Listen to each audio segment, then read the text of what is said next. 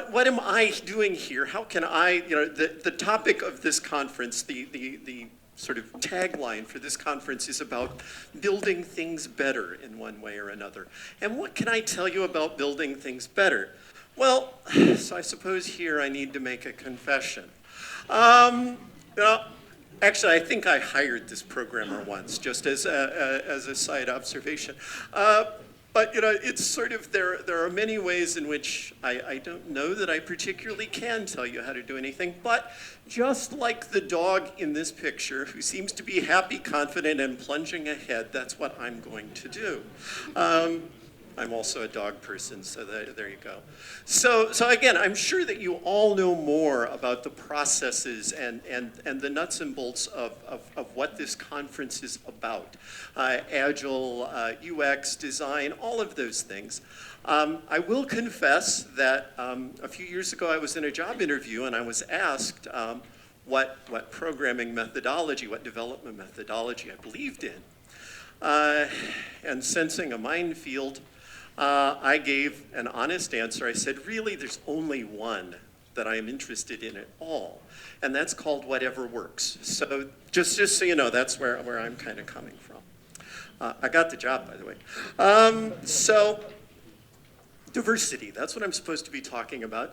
And particularly, I'm going to focus today mostly on gender diversity. And that's not because it's the only dimension of diversity, far from it. Paul sort of alluded to several of them. Disability, race, ethnicity, could be religion, could be nationality, LGBT. There are endless dimensions. And they vary from place to place, as a matter of fact. So that, again, a lot of my experience is based in the US and the UK. In the US, race is an issue that is not the same even as the issue of race is in the UK. So these things vary. The one thing that does seem to be pretty constant, though, is the issue of gender diversity. And I have to say, I actually find it rather odd that when we're talking about what is technically over 50% of the population, this is actually a diversity issue. That strikes me as kind of one of the first things we should be thinking. And the other observation I think I would make is that while gender diversity may not be the only issue there, I struggle to think of almost any other diversity issue that is not made worse by misogyny and sexism. So I think this is probably then as good a place to start as any.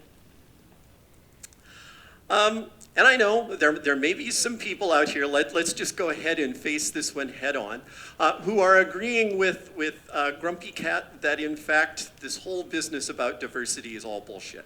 Well, if you're out there, fine. I would submit that you're wrong. There has been research that actually began in the late 50s, which is then longer than I have been alive. And trust me, I have been alive longer than most of the people I see here. Not all, but most. That indicates that diverse teams are better at solving almost any hard problem. Okay, anything that requires creativity, adaptivity, being adaptable, anything that is a sort of a difficult, complex system, diverse teams have always performed better. As I say, we have known this for over 60 years now. And in fact, if you want to get much more down to the bottom line, research has also indicated that companies with women on the leadership team and the actual top-level leadership team tend to be more profitable than ones that do not have women on there. So that is also something to think about. As Paul mentioned, when I first put this down, I suppose maybe this is doubling from about a year ago is when I came up with this one. But depending upon who you listen to, the demand for talent in the tech industry generally is likely to double by 2020. Okay, maybe a little bit less, maybe who knows more, but it continues to accelerate. I know particularly as I am trying to hire people, which I am now, which pretty much in the job I'm in, I always am, it is an ever more difficult struggle to find people. And you can see that on the pressure up on salaries and all of that. So if you actually focus on, let's say, straight white males, they are actually only about 8% of the world's population by the time you go through all of that. So why are we only focusing on that particular group when there is a huge other pool of people that we can talk about? And then finally, for me at least, there is an ethical component to this as well. I would suppose most of us in this room, the tech business is actually a pretty good business to be in. It strikes me as selfish and not right that we should not be sharing this. So, to circle back to my first question then, what can I tell you about gender diversity in particular? And to address this, I need to actually tell you a personal story, because this is actually the key to why I can actually speak here. So, 23rd of October, 2012, I was working at a small startup subsidiary of a large industrial supply company. I still am, as a matter of fact. We had launched a little bit over a year before. We were doing well. I was the IT director. I had a team of about 7 or 8 people, and they were required, at the end of that afternoon, to go to a diversity and inclusion meeting. They were not happy. Nobody is ever happy to go to a meeting about diversity and inclusion.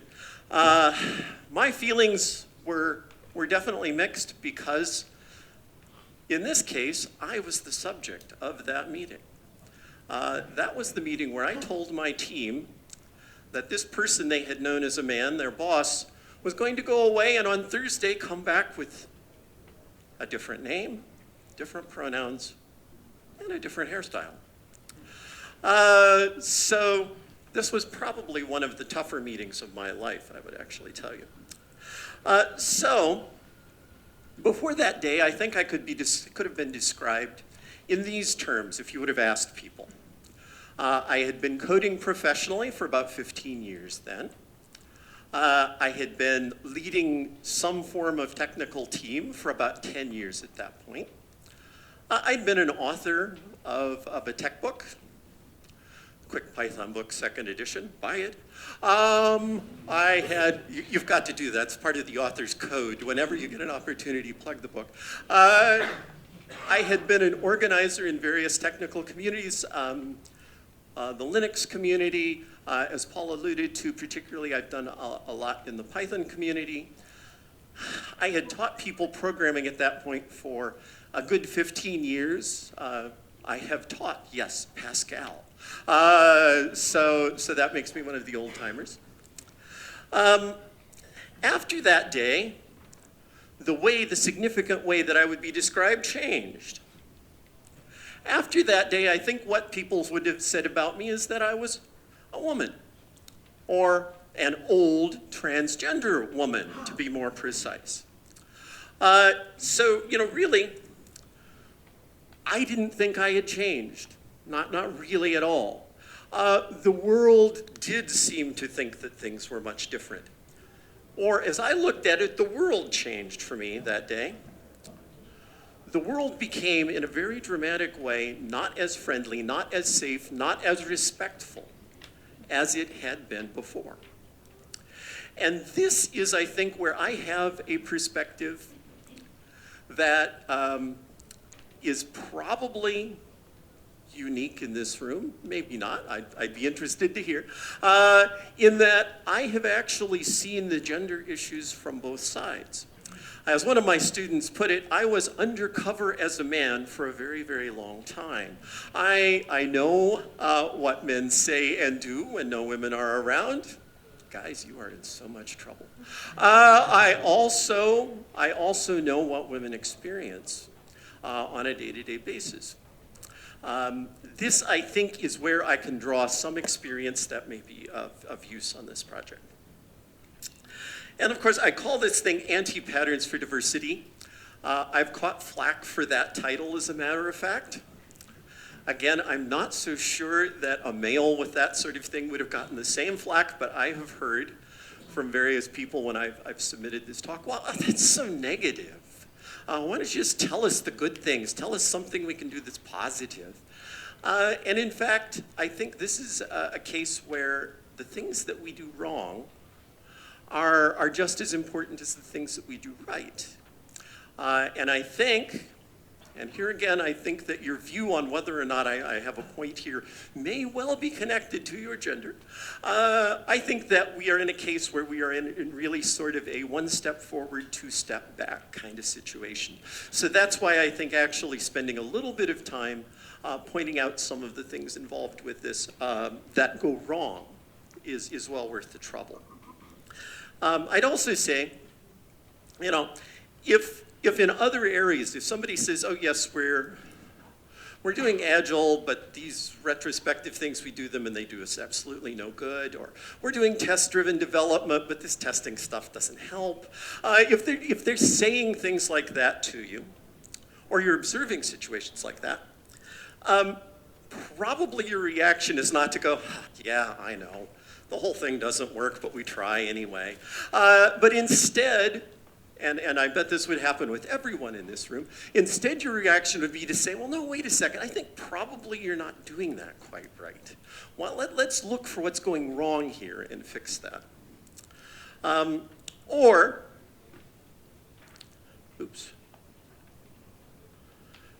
So in any case, everyone, as I say, in the diversity field says that they're working on diversity. I think at this point, you could pretty much say everybody says they are in favor of diversity. Even the places that a few years ago were not bothering, I've now heard are starting to do that. And yet, and this is a fresh experiment, I just did this yesterday. If you go on Google Images and want to find out what a programmer looks like, okay, disclaimer, I did not search in Polish. Yes, I am aware that the terms in Polish are gendered. I understand that. That's a different discussion. This is an illustration only. But if you look at this, you will see that really in terms of diversity there, well, there isn't much. I mean, I guess the only difference there is whether they're looking at the camera or away from the camera. I mean, these are all apparently straight white guys. There is no variation there. And actually, this is a step backwards. When I did this for PyCon Poland 6 months ago, there was the back of one woman's head. It's gone. So there you go. It is, I think, my perception that things are not getting very much better. There are maybe some tiny incremental gains in diversity in this business, and people are trying, but it's not getting a lot better. The numbers are really embarrassingly flat. And part of that, and again, this was something that Paul alluded to, is that particularly women are leaving the business, and they are leaving the business at kind of a really embarrassing stage for us as a business. They're leaving, they tend to, after about 10 years in the business. So in other words, they're hitting the middle of their careers. This should be when careers are taking off and they're leaving. And no, they're not leaving to have families, at least not most of them. Some of them are, but the levels of women leaving technology and STEM fields is higher than it would be in other businesses. So that is not what's going on. And I think some of the things that I'll be talking about might explain some of the reasons why this is happening. But this is exactly what we do not want to have happen. So again, the question is this just impossible then? I mean, you know, okay, we gave it a try, fine. Let's go back to the way things were.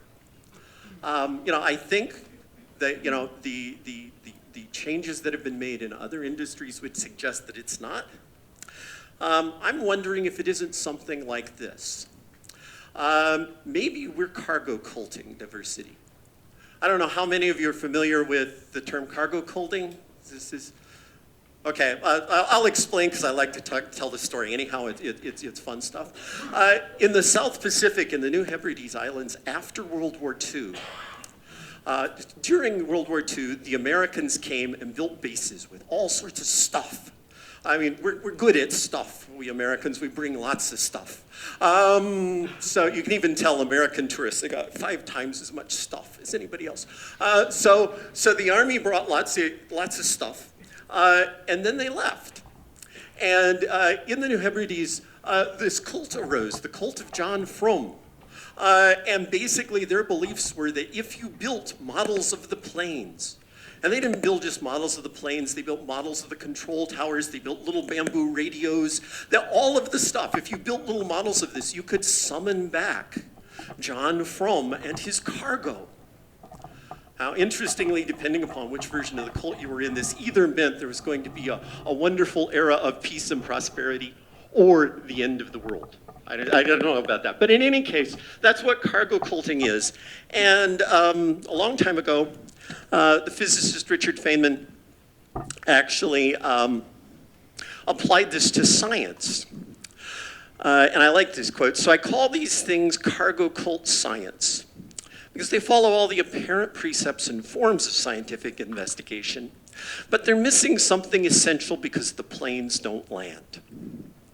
So maybe that's what we're doing with diversity.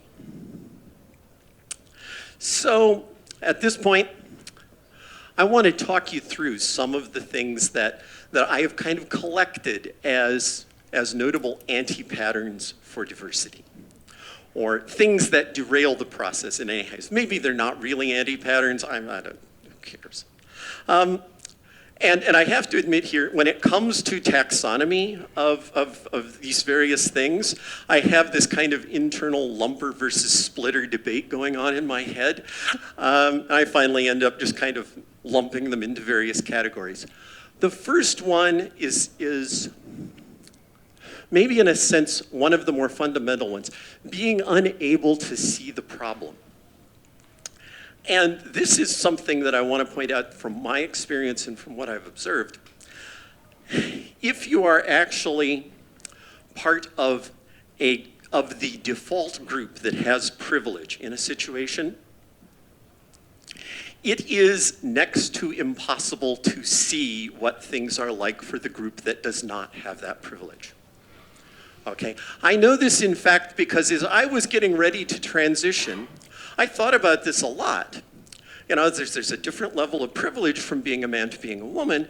How am I going to do? I thought about this, I wondered about this.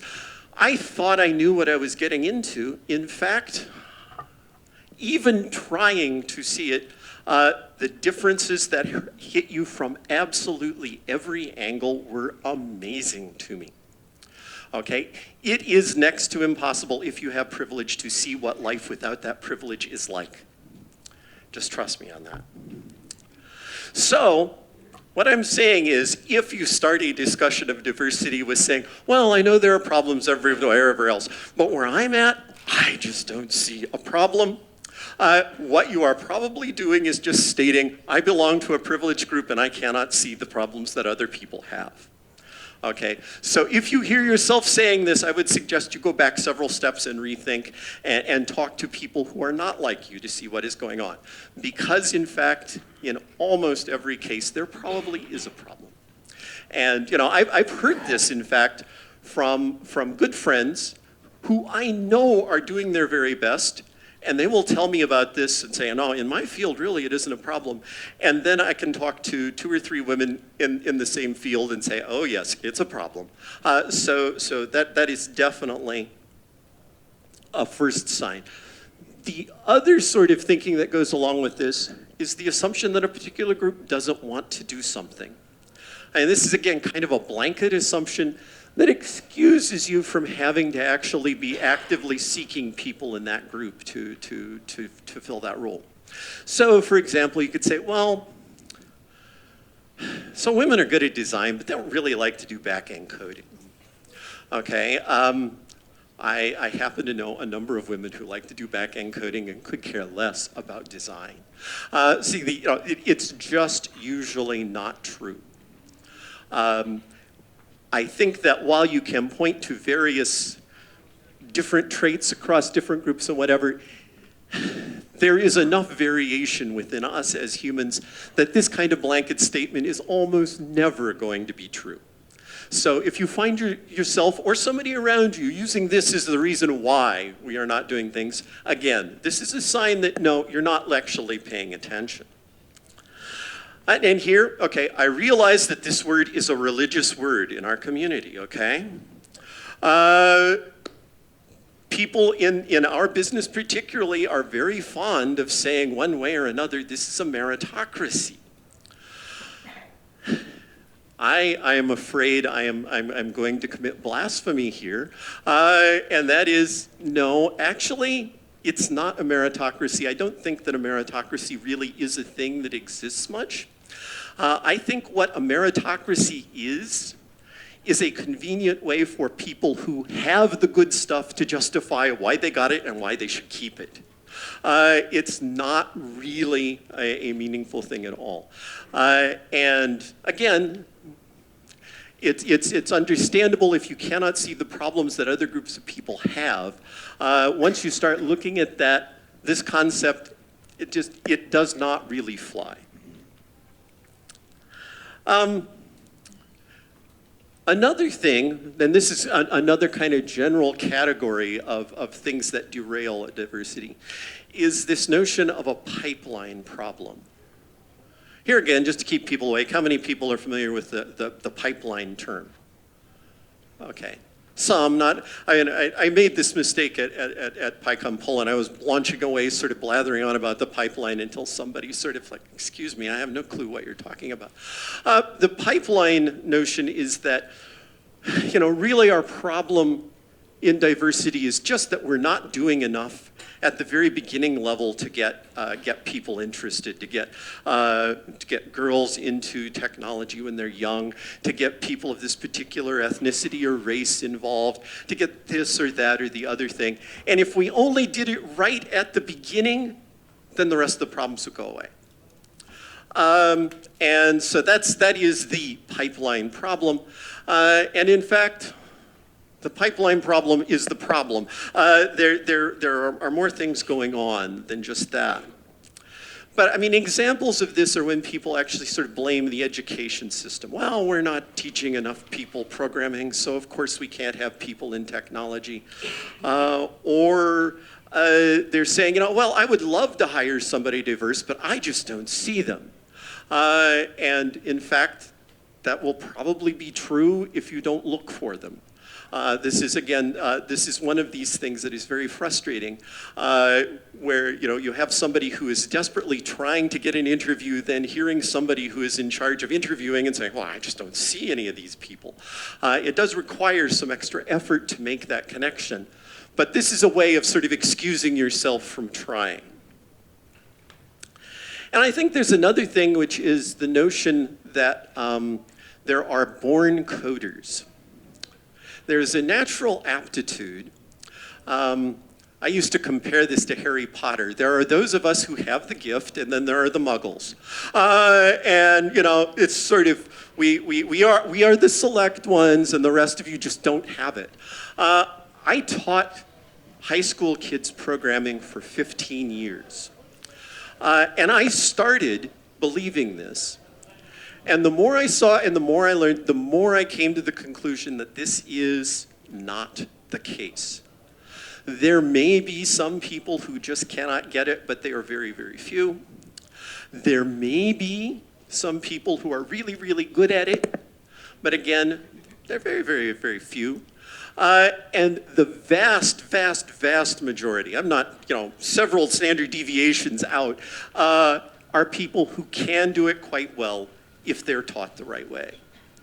But this notion that they're born coders then tends to, again, sort of work back with the meritocracy thing and these other things and say, well, so I must have the born coders, and the ones that are out there that aren't coding must be the ones that aren't born coders, so I'm out. Another variation of this is to just kind of move it up a little bit and say, well, really, in order to be good at this technology stuff, you had to have started doing it when you were 8 years old. And if you didn't, well then, I'm sorry, the boat sailed, you missed it. Things like that. Harking back, my personal perspective on this comes not from being transgender, but from being old. When I was 8 years old, we did not have these personal computer gadgets. And yet somehow I'm still standing here. So I don't buy the born coder thing. This is a different kind of prejudice. There's actually some work on this in terms of mindsets. People who think that everything they do is determined by their talent, as opposed to people who think that their abilities are determined by hard work and learning. And as you might guess, the people who tend to believe everything is sort of fixed by innate talent tend to have a lot of problems in adapting to the world as it grows and changes and things like that. So, I just wanted to throw in this illustration because I ran across it. This is kind of the conclusion to the pipeline problem. There may well, in fact, be a problem at the start of the pipeline, but the entire plumbing system is messed up. That is the problem. And then I want to get on to kind of what is the this is a huge category, by the way. This is the XKCD cartoon from a couple years back, I think it is. It's called How Things Work. And it's kind of worth a little bit of looking at this. The guy can't solve the math problem because he sucks at math. The woman can't solve the math problem because all women suck at math. Okay, that is the way things work. And this is kind of what I've used as an introduction to the topic of microaggressions. And here we're getting into not something that is keeping people out always, although it can, but something that is causing people to leave. And microaggressions, this concept came up, is the notion that there are many, many little things that can happen to you every day that will grind you down and chew you up. It's a death by 1,000 cuts, or as I prefer, death being pecked to death by ducks. It's just this sort of endless one little thing after another that can grind you down. Sort of endless messages that you don't belong here. And as I say, this is a long list. I'll try to give you an example or two of these things as I go along. And by the way, you may have noticed from my slides right now, my slides are pretty much useless. They are just sort of prompts with a word or two. So if you want to, you'll have to either supply them on your own or listen to me. But stereotyping compliments, this is something that happens to a lot of people. And these are things like, oh, you really know how to code well for a girl. Things like, it's like, oh, wow, I mean, you're amazing. You're not like the other girls. You're a real programmer. All of those things where, in fact, what you're doing, it's like, well, this is a compliment, right? How could this be bad?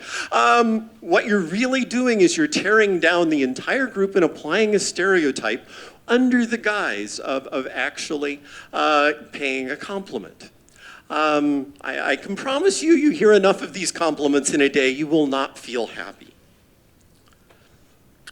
A similar thing is the notion of mock surprise. And this can kind of be a couple of things. This can kind of be along the category of, oh, wow, you really did that well. That's pretty amazing. But it can also take another form. And this is something that particularly in working with teaching people coding, you see a lot.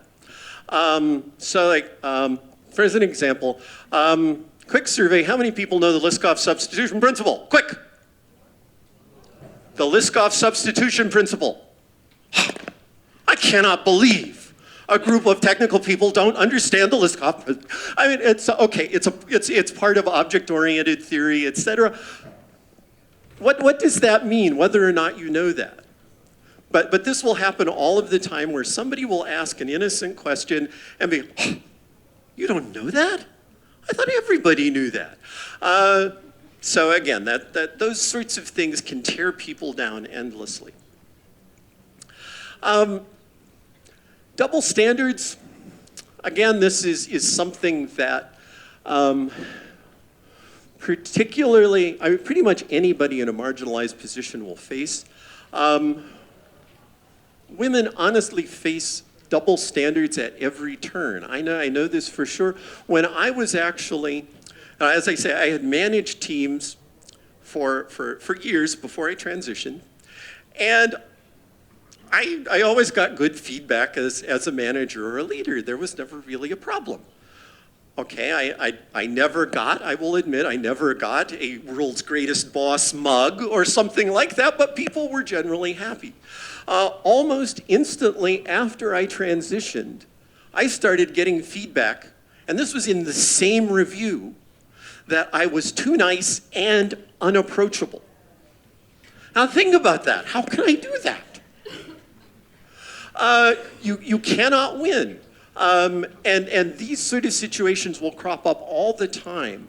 And they tend to be applied very unfairly against marginalized groups as opposed to the people that are the default.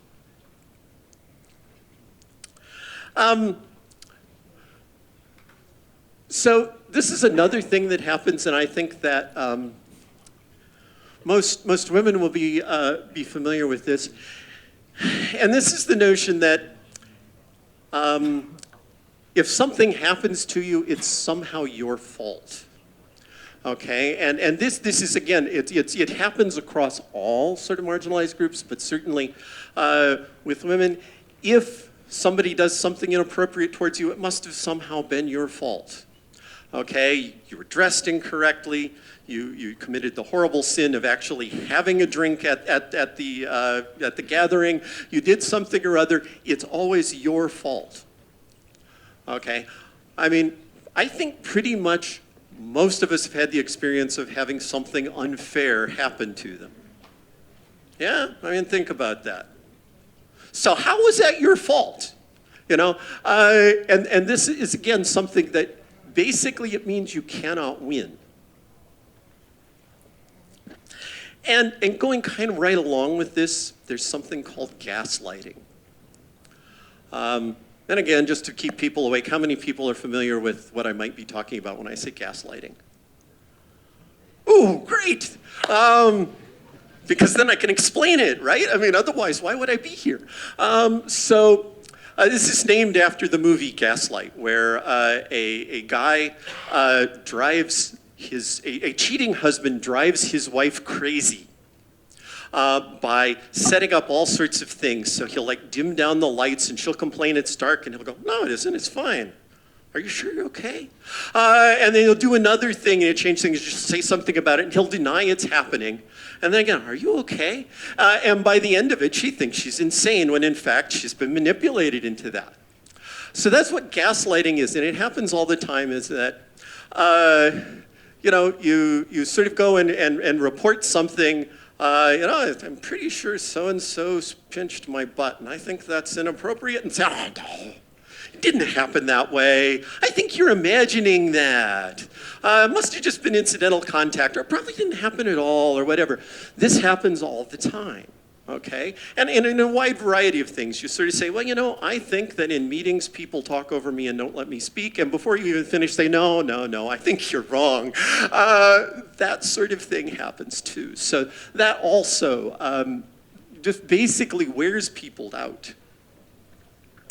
And then here, free speech. This discussion comes up a lot. And of course, I frequent some open source type mailing lists, far less than I used to, as a matter of fact. I finally sort of reached my threshold for those things. But in general, in a lot of these communities, there's this thought that free speech trumps everything. And gosh, the worst thing that we could possibly do is be politically correct. And in fact, I like to sort of frame this a little bit differently. okay? If you're going to go dancing with somebody and you're wearing big heavy boots and you keep stepping on people's toes and people say, ow, you know, that kind of hurts. Would you please be more careful and not step on my toes? Most likely your response will not be, wait a second, I'm free to dance however I like, and besides, your toes aren't hurting that much. If you do say that, people are not likely to ask you dancing very often, okay? This is kind of the way I see the whole free speech versus politically correct argument. Yes, of course you are technically free to say a lot of things in most places in the world, not all, but in some places. But that doesn't necessarily mean you're not a jerk, okay? And if you do make the choice to be a jerk, okay, fine, but that's not necessarily something that you should be bragging about, in my opinion. So if I tell you that you're calling me a particular name I find sort of insulting, it makes me feel bad, and you joyfully go ahead doing it, that tells me something about you, and it may not be what you intend. Okay, so this is kind of the last category I've got. Again, this is a very American reference, although I assume it's kind of seeped out all over the world. This is Rudolph the Red-Nosed Reindeer. Kind of familiar with that story? Rudolph gets made fun of because he's different. He has the shiny red nose. All of the reindeer make fun of him mercilessly. Okay, then one Christmas it's foggy and they need somebody to pull the Christmas sleigh, and since he's got the shiny red nose that could be a fog light, he gets chosen. And yay, Rudolph, he saves the day. This is supposed to be a happy ending, okay? One wonders what happened to poor Rudolph the next year when it was clear, okay? So this is the idea. You know, just exploiting people because they're different is not really what I would call diversity and inclusion. And here are a number of things, and actually we were sort of talking about this morning at breakfast, but there are a number of ways they can go about this. Emphasizing culture fit, saying, sure, we'll be happy to have all sorts of different people work with us as long as they all go bowling and have beers on Friday night and do all of these other cultural things so that they fit in and we're all the same. Okay, this is kind of on the face of it not going to work out. My favorite story was a couple of years ago. I was actually approached for a job with a company in Los Angeles that on their website made it clear they were all 20-something skater dude bros. Why they thought this was going to be I have no idea, it boggles the mind. But I am pretty sure this would not have been a good place for me. Nor for them, as a matter of fact, if they would have hired me. So this idea that yes, we'll have you be with us, but then we must, all do the same things, whatever, can be a problem.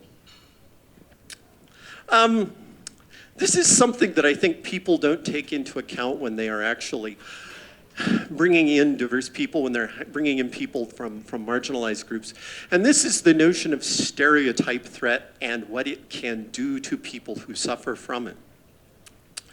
Stereotype threat is when a member of a marginalized group is worried they're representing the entire group, and this worry then affects their performance.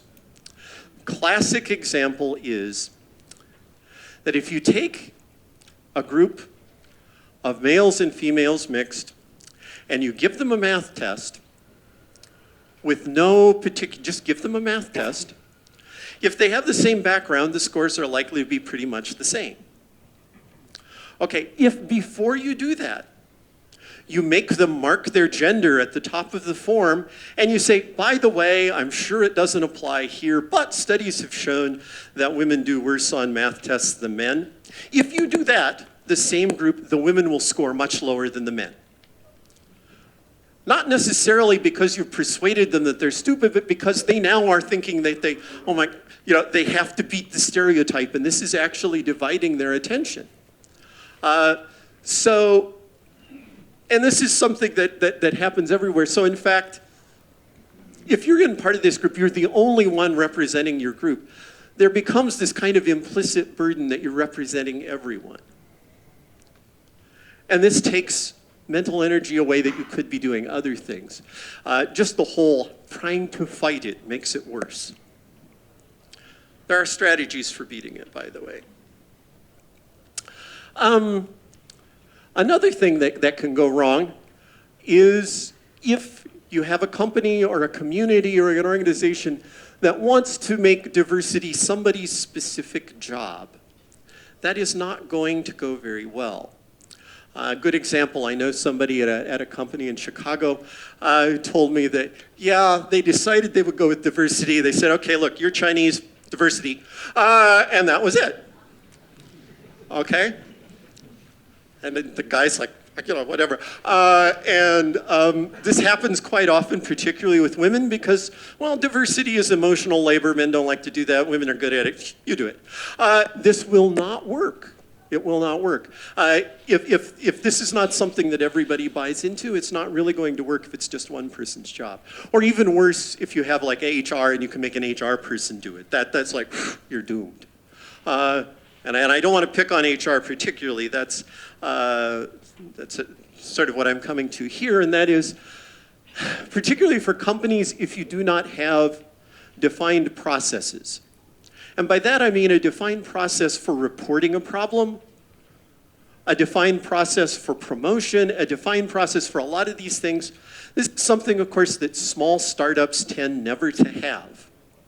Okay? If you're small, you do not have an HR, a human resources department, in charge of all of these things. Okay? There are many things that you can say bad about large companies and their HR departments, and I have said a lot of them myself. Actually, my favorite thing about that is that I know in my company, HR always talks about somebody leaving HR and going into the business. And I'm sort of like, wait a second, you are part of the business. Oh, you're right. But the good thing about a large company with an HR department is that they do have processes. If you have a problem, maybe it will be worked out, maybe it won't, but at least you know who to go to and there is a way to report it so that you can do that without losing your job. If you're working in a company that has nothing of that and you happen to have a problem, and this is usually sort of the, oh, but we're all good people, just trust us. And that's fine until, say, you have a problem with somebody who is one of the top people in the company, and so suddenly you have somebody who has no power in the company, who has a problem and needs to report it, and the only place they can report it to is to the people with the power who are the people who are the problem, and in that case, you just leave. I mean, you know, it ends badly almost no matter what. So having no defined processes is another thing that is a problem. I think another reason, and this applies, I think, particularly to women leaving the field, is that when they get to that 10-year point and their career should be taking off, they actually find that they're probably not compensated as well as men with similar length of service, and that they are finding it a hard time to actually advance the same way. And the reason for this is that earlier on, they were not given the same opportunities to kind of build that up. This is a very insidious thing. There is a certain kind of, it's kind of a joke, except it's kind of not funny thing that if you have a job opening, a man will see it and he'll look at the list of requirements. If he's got 50% of them, he'll say to himself, got this nailed, and he'll apply. If a woman looks at the same list and has 80% of the qualifications, she'll go, not enough, I guess I won't try. Okay, this is somehow actually put as being a problem with the way women think. It's not, it's reality. That is the truth. Many of these things where you have similar things is not a case where women are not confident enough, they're not leaning in enough. It's in fact a very realistic assessment of what the situation is. So in fact, when people get to mid-career, They don't have the same opportunities for advancement because they weren't given a chance to try the projects that maybe somebody else was at the same time. They don't have the background. Suddenly they're stuck. They don't have a way forward. All of the other stuff going on after 10 years of all of that, and you're stuck, why not leave? And then we're getting close to the end of my list. I hope I've depressed everybody by now. So is not listening to people. And this is a huge thing. That is, if, as somebody in a position of privilege, you cannot see what's going on, then the only way you can find out what's going on is by listening to the people who've actually lived through it, and that is something that tends not to happen. So when someone from a marginalized group says, I have this problem, it does not work for you to say, well, I don't have that problem, whatever. You need to actually pay attention to what they are saying. This is the only reliable source of information you're going to get. Now, it's true, every person will tell their own story, but you need to listen to various people that have been there. And then finally, this is the last one, and in some ways sums up several of the ones previous, and that is, when you bring in somebody who's been excluded into your group, you've done a wonderful thing for them. Gosh, they should just be grateful, right? And that, in fact, is not a good way to think, because when you bring in somebody, let's say it's an all-male group, and you bring in one woman in the group, you need to take into account how hard it is for that one person who is different to function. They're not actually up against the same obstacles as everybody else. They're up against those obstacles plus all of those other things that I've told you. They're worrying about being the only one there.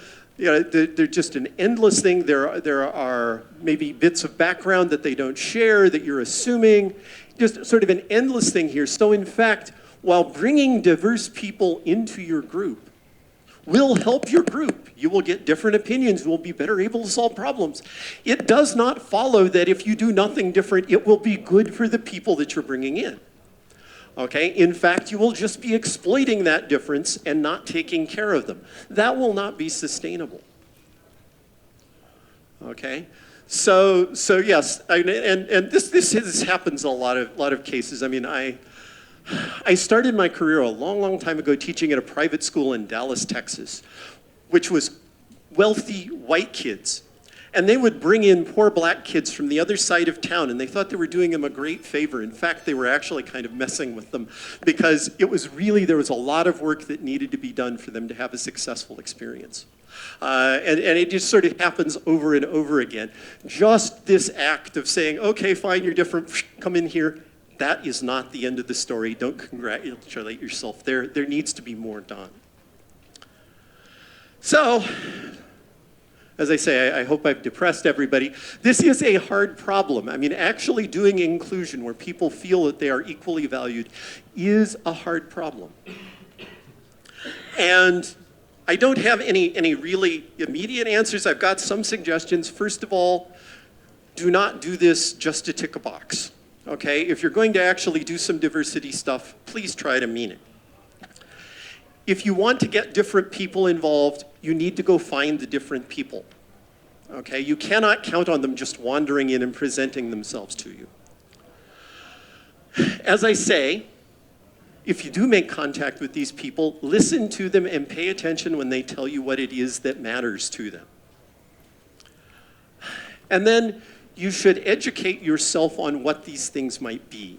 It is another assumption that if you bring in somebody, okay, we're going to hire a woman, we're going to hire a minority, we're going to hire this, whatever, and you then expect them to spend all of their time teaching you about what it is that they need to know, okay?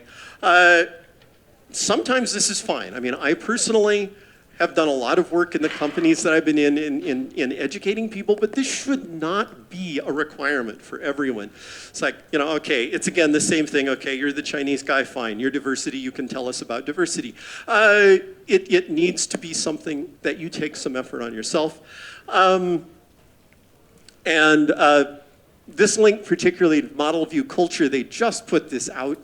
You may or may not like model view culture, that's up to you, but this is an enormous list of things that they've put out that covers various aspects of diversity in the tech sector. So something like that, or you can use this thing called Google, I suppose, too. You can find out a lot on your own, so do take the initiative to educate yourself. Again, this is what we're supposedly good at doing, is sort of optimizing things, so I would encourage you to do that. And here, this is the final thing. It's like, if we want to have different people included in our groups, I'm afraid this means we need to do things differently. Okay, we cannot keep on doing the same thing and expecting a different result. But I'm also pretty certain we can do this. So that is what I have for you today. Thank you very much.